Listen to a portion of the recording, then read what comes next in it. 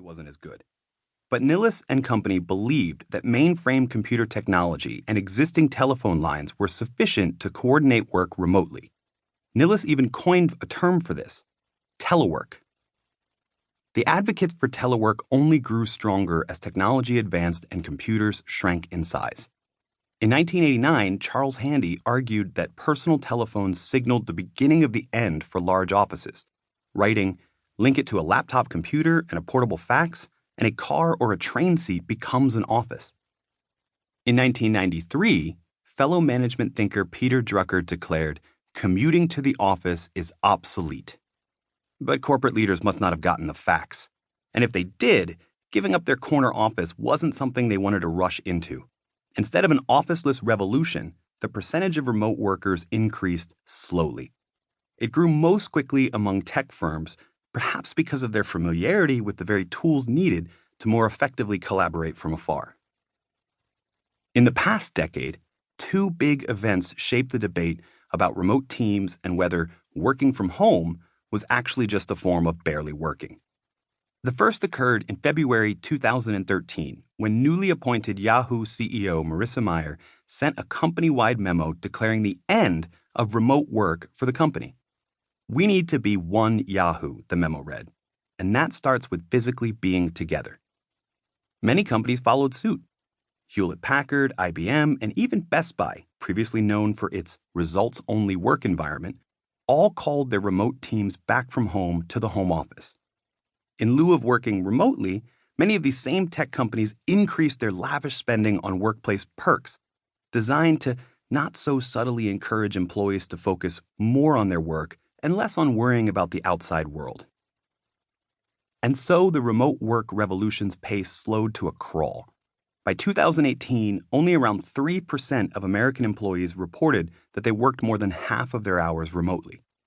The march toward remote work was still growing, but much more slowly than before. Then, suddenly, it got an unexpected push. The response to the threat of the COVID-19 pandemic practically brought the world to its knees, but it brought the movement toward remote work to an all-out sprint. At the time, moving everyone rapidly to remote teams was reactionary and likely seen as temporary. But having sampled the benefits of remote work, most people don't want to go back to the office anytime soon. A survey conducted by IBM during the height of the COVID-19 pandemic found that more than half of employees want remote work to be their primary method of working, and 75% said they'd like the option to continue working remotely at least some of the time.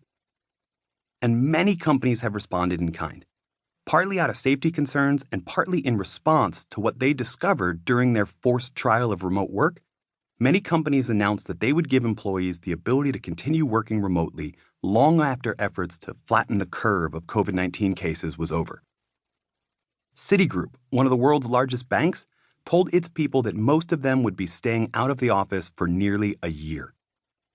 Facebook CEO Mark Zuckerberg went even further, announcing that likely half of their 48,000 employees would shift to remote work permanently.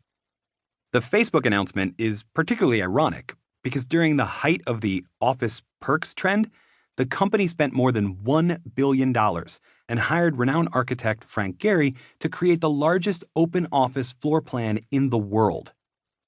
Like Hayden Brown, Shopify CEO Toby Lütke announced that Canada's most valuable company would become a digital by default company.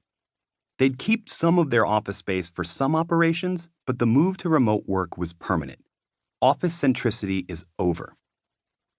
The COVID-19 pandemic and response will be remembered for a lot of things, almost all of them tragedies. But it will also be seen as the push needed to get the remote work movement to critical mass. Now that most managers have seen firsthand the benefits and challenges of remote work, most have recognized that the rewards significantly outweigh the risks, and will only continue to do so as developments in technology decrease those risks. When you look at the research, remote workers and teams are more productive than office-bound employees, and, properly managed, more engaged as well. In 2014, 1 year after Marissa Mayer's infamous memo, Stanford economist Nicholas Bloom was presented with an intriguing research opportunity that would change a lot of our thinking about remote work. He was